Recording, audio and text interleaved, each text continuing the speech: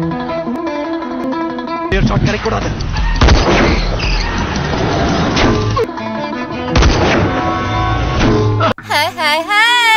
halo Sobat Tren. Jumpa lagi dengan saya Cecilia Belgius. Gimana kabar kalian? Tentunya semoga dalam keadaan sehat ya. Pada kesempatan ini, Cecil akan mengupas tuntas alur cerita film India yang berjudul Vivegam, yang diperankan oleh Ajit Kumar sebagai Eke atau Ajay Kumar, Kajal Agrawal sebagai Yazidi, Vivek Oberoi sebagai Aryan, Aksara Hasan sebagai Natasha, dan beberapa bintang lainnya. Film ini menceritakan tentang perjuangan seorang anggota militer untuk menyelamatkan negaranya dari ancaman senjata plutonium. Bagaimana kisahnya? Kita langsung aja ke alur ceritanya. Sebelum lanjut tentunya jangan lupa untuk subscribe dulu ya. Film ini diawali dengan pertukaran senjata yang dilakukan oleh Sekretaris Jenderal Polisi Europol dengan kepala geng mafia dari Rusia di sebuah hutan Serbia. Dengan diamankan oleh banyak lapisan personel militer, Ajay Kumar atau Eke, mantan agen anti-teroris, berhasil mencegah kesepakatan tersebut dengan masuk ke tempat transaksi secara diam-diam. Dan Eke membunuh mereka semua. I'm Nikolai Dion, ruler. சுற்றிடக்கூடாது. Thank you for the confirmation. தப்பானால். Begitupun dengan anggota militer yang menjaganya berhasil dikalahkan dengan beberapa bom yang sudah terpasang di area tersebut. Setelah itu, Eke mencoba kabur.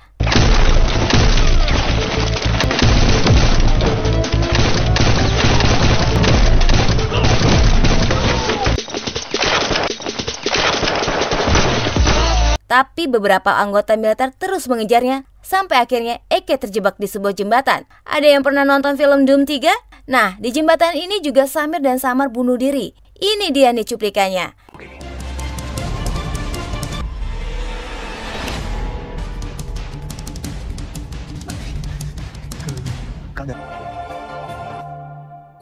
Eke kemudian meloncat sambil menembakkan beberapa peluru ke arah anggota militer yang membuat salah satu helikopter tersebut meledak. Eke berhasil selamat dan inilah Vivegam. Selain jago di militer, Eke juga ahli dalam memasak. Dan karena keahliannya ini, dia mempunyai sebuah restoran yang dia kelola langsung bersama sang istri, Yazidi. Mereka hidup sangat bahagia, tapi sering terpisah karena tugas yang didapatkan Eke. Di militer, Eke mempunyai banyak teman baik, salah satunya Aryan, di mana mereka selalu menjalani misi bersama-sama di militer, tapi Eke paling dikagumi oleh teman-temannya karena semua misi yang ditanganinya selalu berhasil. Eke juga sangat baik dan peduli terhadap teman-temannya. Saat Aryan tak sadarkan diri aja, Eke berusaha untuk menolongnya. Tapi pertemanan itu hancur saat Eke dan Aryan ditugaskan dalam misi rahasia untuk mencari seorang hacker yang bernama Natasha yang berasal dari Bulgaria. Di mana Natasha meretas kode rahasia yang digunakan khusus untuk meledakkan senjata plutonium. Di mana senjata ini sudah beberapa kali diledakkan di India, tapi orang mengetahuinya itu semua sebagai gempa bumi biasa. Setelah mendengarkannya beberapa penjelasan dari Aryan dan teman-temannya, Eke langsung pulang ke rumahnya untuk mengambil beberapa pakaian dan meminta izin kepada istrinya. Eke langsung pergi ke Serbia untuk mencari keberadaan Natasha. Di Serbia, Eke mendapatkan bantuan salah satu penerjemah bahasa yang bernama Eps. Dimulai dengan mengunjungi sebuah jalan, di mana setelah melihat beberapa rekaman CCTV yang sempat merekam aktivitas Natasha di jalan tersebut, Eke berspekulasi bahwa Natasha benar pernah berada di sini. Eke pun menanyakan kepada Eps, apa di sini ada tempat wisata, mall, atau tempat hiburan lainnya? Eps menjawabnya dengan mengatakan bahwa di sini hanya ada rumah sakit. Karena kemungkinan Natasha pernah pergi ke rumah sakit, Eke langsung mengumpulkan semua dokter yang ada di rumah sakit itu dan memperlihatkan foto Natasha.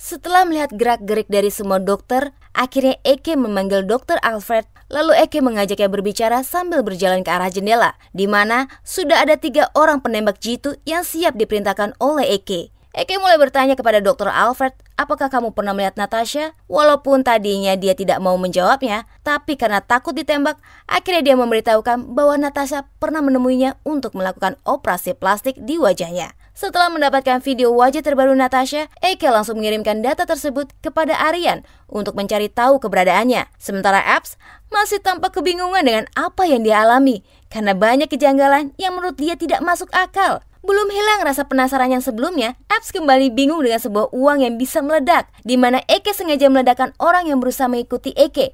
Namun, Eke berhasil mengetahuinya. Sambil menanyakan gula, Eke menembak kedua orang yang mengikutinya.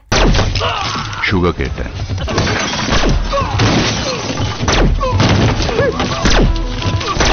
Eke menanyakan tujuan mereka mengikutinya. Mereka mengatakan bahwa mereka sedang mencari Natasha, yang ternyata bukan hanya mereka saja, tapi juga 200 negara sedang mencari Natasha. Mereka juga mengatakan bahwa Natasha mempunyai teman dari kelompok Albania. Kemudian, Eke pergi menemui kelompok Albania, tempat di mana orang bisa masuk tapi tak mungkin bisa keluar dengan selamat, karena semua anggota Albania memegang senjata api. Eke mulai masuk dan mencari siapa bos dari kelompok Albania, sampai salah satu dari mereka mengaku sebagai bos. Tapi Eke tidak mempercayainya dan langsung memukulnya sampai orang itu terjungkal.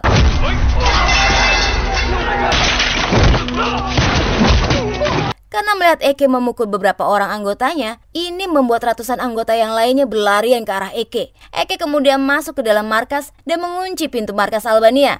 Tapi ternyata di dalam juga malah makin banyak anggota Albania yang harus Eke lumpuhkan.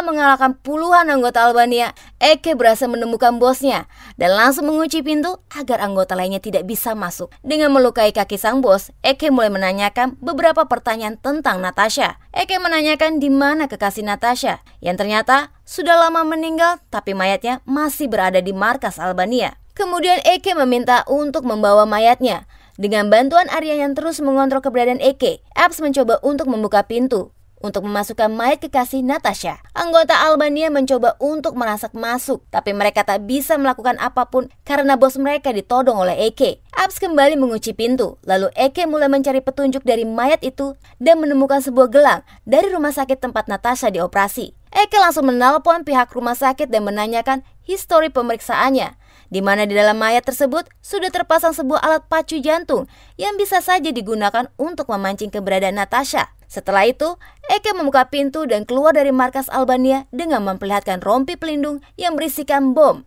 yang membuat Eke bisa keluar dengan selamat. Selanjutnya, Eke bersama Aryan berencana untuk menghidupkan alat pacu jantung tersebut dan menerapkannya ke dalam sebuah hologram, di mana nantinya Natasha bisa mendeteksi keberadaan pacarnya. Tapi ternyata bukan hanya Natasha yang mendapatkan sinyal tersebut. Beberapa negara yang mencari keberadaan Natasha ikut memantau sinyal dari alat pemacu jantung tersebut. Eke mulai meminta Mike untuk mengaktifkan hologram tersebut, dan beberapa teman Eke mulai memantau kondisi yang ada di sekitar area hologram. Karena bisa dipastikan dari ribuan orang yang melewati area itu, pastilah salah satunya Natasha. Tapi tiba-tiba beberapa CCTV yang memantau area tersebut mati, dan pastinya ini ulah Natasha yang sengaja mematikannya. Karena sumber listrik yang mengaktifkan hologram tersebut habis, dengan sangat terpaksa Eke meledakkan hologramnya karena Eke berasumsi pasti Natasha akan berlari ke arah ledakan, berbeda dengan orang yang lainnya yang akan menghindar ledakan tersebut. Dan benar saja, Natasha datang ke tempat terjadinya ledakan.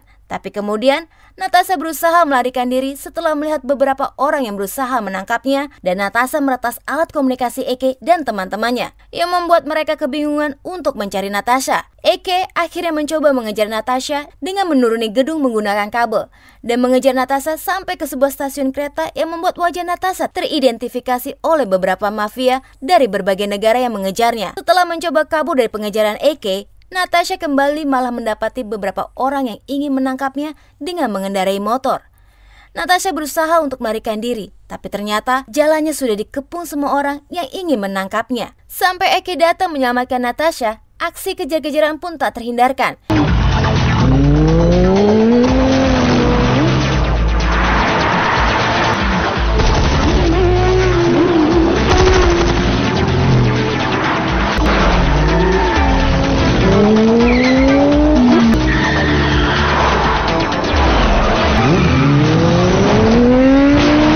Di tengah pelariannya, tiba-tiba istri Eke menelpon dan memberitahukan bahwa anaknya yang ada dalam kandungan sudah mempunyai detak jantung. Sementara Natasha berusaha meretas beberapa penghalang jalan yang tiba-tiba muncul di tengah jalan dan membuat beberapa orang yang mengejarnya terjungkal. Sampai akhirnya Eke dan Natasha bisa lolos dari pengejaran. Setelah mendengar beberapa cerita tentang Natasha dan dia memberikan drive untuk menghentikan senjata plutonium, Eke berusaha menjelaskan kepada Aryan bahwa dia ingin membantu Natasha karena Eke melihat adanya kejujuran di mata Natasha. Entah setuju atau tidak, Aryan hanya mengiyakan kata-kata Eke.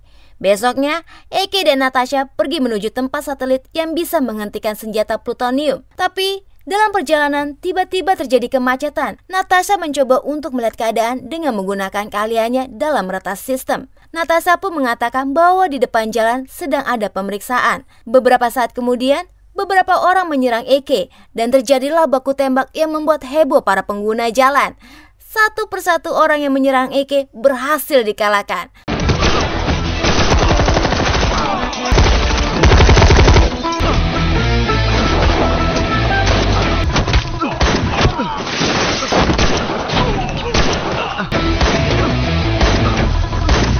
Natasha yang berada di dalam mobil melihat seorang anak kecil yang sangat ketakutan. Dia berusaha untuk menyelamatkannya, namun Natasha harus terkena tembakan yang membuat dia tewas di tempat. Ini membuat Eke marah dan menyerang semua orang yang melukai Natasha secara brutal.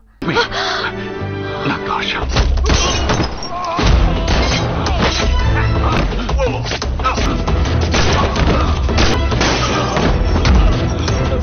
Setelah itu, Eke langsung melanjutkan perjalanannya, tapi di tengah jalan Eke dikagetkan oleh Aryan yang terluka. Eke menghampirinya dan menanyakan apa yang telah terjadi. Namun tiba-tiba Eke terkena tembakan yang membuat Eke sampai terjatuh ke dalam jurang. Dan ternyata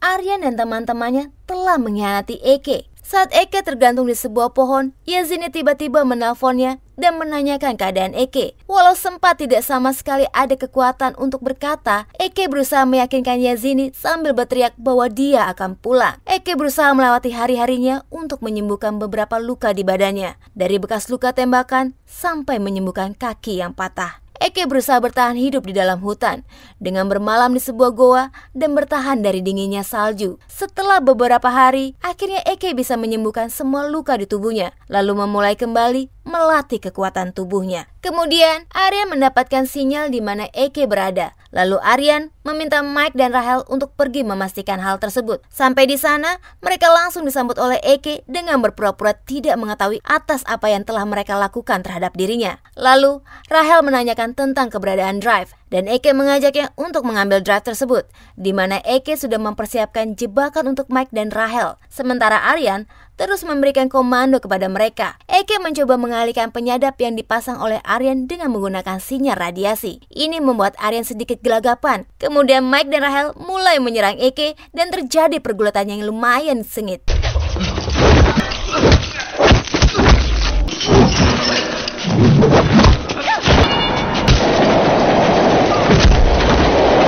Eke berhasil membunuh Mike, sedangkan Rahel masih terus menyerang Eke. Walaupun dia seorang perempuan, tapi Rahel sangat lincah sekali cuy. Sampai Eke dibuat kewalahan. Apalagi keahliannya dalam menggunakan pedang yang sangat lihai. Sampai-sampai Eke mendapatkan luka di dadanya.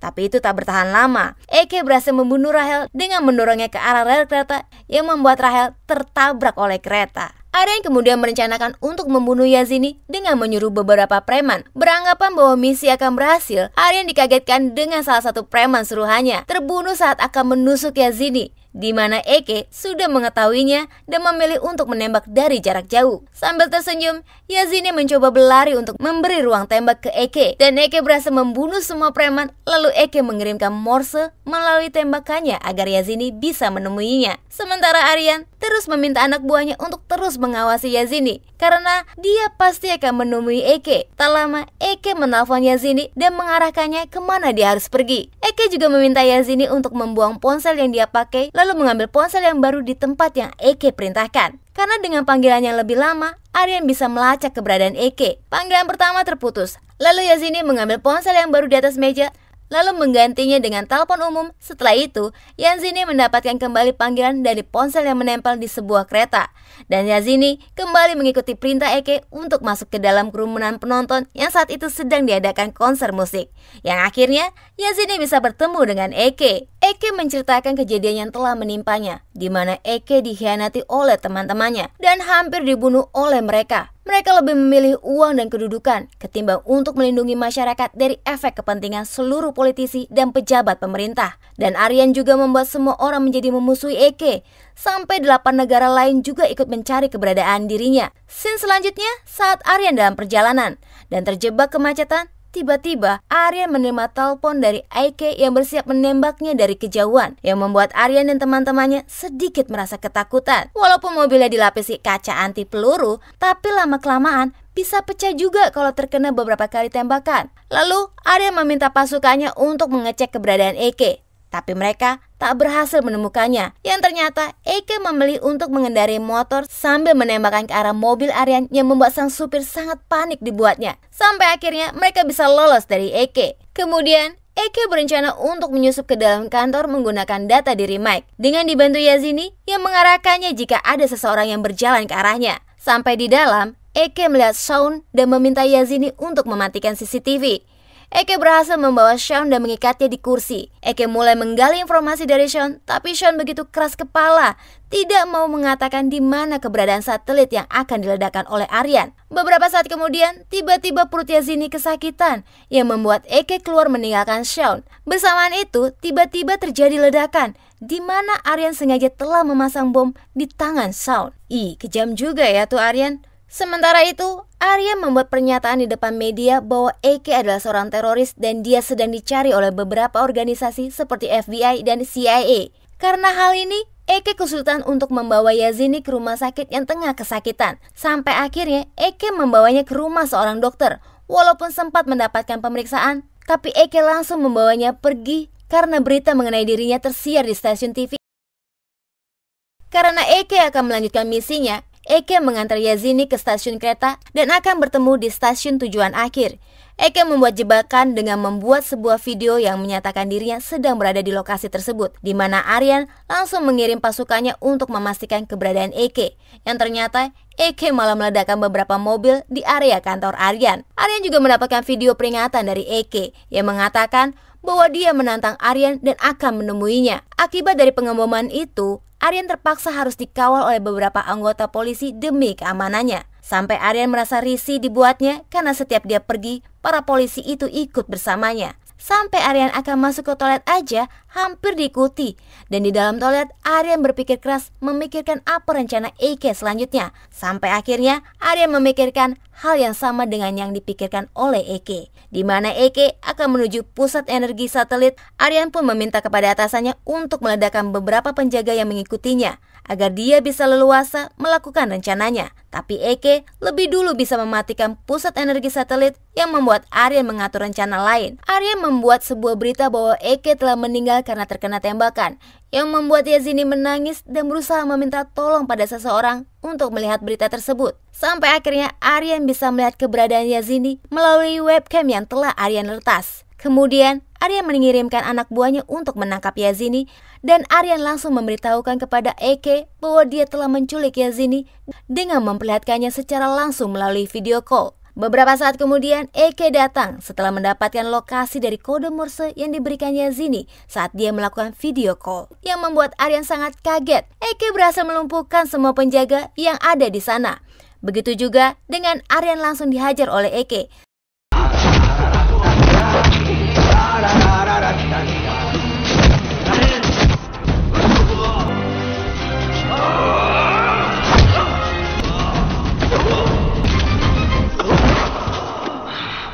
Setelah melakukan duel yang lumayan sengit, akhirnya Eke berhasil mengalahkan Aryan dengan mematahkan lehernya sampai tewas. Begitupun satelit berhasil dimatikan dan film pun berakhir. Gimana filmnya? Seru bukan? Kayaknya bagus ya, walaupun saya nih dibuat ribet dan riwet. Nih lidah sampai belibet membaca skripnya nih ya. Tapi mudah-mudahan bisa dimengerti ya, Bagi yang belum pernah nonton filmnya secara utuh, tulis email kalian aja di kolom komentar ya. Nanti Mimin kirimkan linknya. Dan jangan lupa untuk subscribe, like, komen, dan kalau bisa di-share ke teman-temannya, biar semuanya pada tahu film-film ini. Sampai jumpa di alur cerita berikutnya. Adios.